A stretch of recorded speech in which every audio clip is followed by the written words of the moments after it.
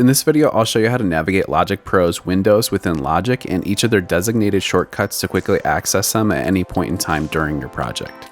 Okay, jumping into the first window pane on the left-hand corner of Logic is the library, and if we press Y on our keyboard, we can quickly access all the stock sounds, presets, and patches that come with Logic Pro.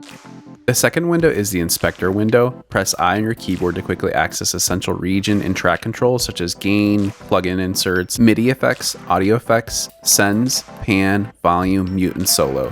The third window is the help window. Press Shift plus the question mark on your keyboard to reveal a little window in the inspector that tells you the function of different things inside Logic when you hover your cursor over it. The fourth window is the toolbar window. You can press Control Option Command T to quickly access buttons that you can click to perform key functions inside Logic Pro. Functions like note repeat, spot erase, split by playhead, join, bounce regions, zoom, and track colors.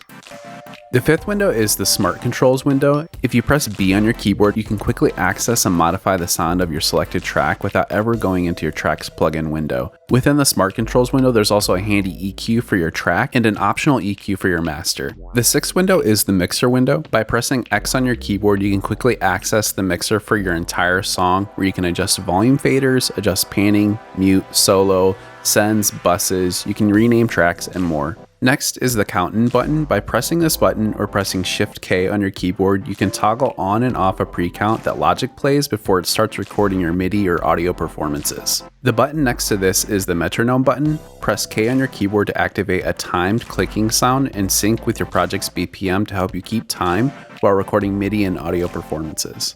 The next window is the List Editors window. Press D on your keyboard to quickly access MIDI events, markers, tempo changes, and signature events. The eighth window on the right is the Notes Pad window. Press Option plus Command P to quickly access a window where you can store notes and lyrics on your project for both your project and your individual tracks. This is a great way to document what you did for each track and keep track of details on your project for reference at a later time. The ninth window is the Loop Browser window. Press O on your keyboard to quickly access pre-recorded Apple loops that come with Logic Pro. Here you can sort loops by scale, signature, instrument type, genre, and description. The last window is the File Browser. Press F on your keyboard to quickly access audio and media files to import inside your project. Also access other data and settings from other projects too. Lastly, there's a couple things that I want to mention that you can access that aren't just right in front of you inside of Logic. One of those specifically is the piano roll, where you can edit MIDI regions by pressing P on your keyboard. In this window, you can also access the step sequencer. And then there's the Live Loops grid. If you press the little icon that has a 3x3 grid inside of your project, it'll take you to a window where you can create and produce music ideas in a non-linear workflow. Lastly, Logic comes with built-in tutorials that you can access by going to the menu, click on Help, and then click on Logic Pro Tutorials. Also, you can access the built-in Logic Pro manual by pressing Logic Pro Help. This is everything you need to know in order to get started with Logic Pro and navigate and access the most important windows inside of Logic. Refer back to this video anytime you need a quick refresher on where and what everything is.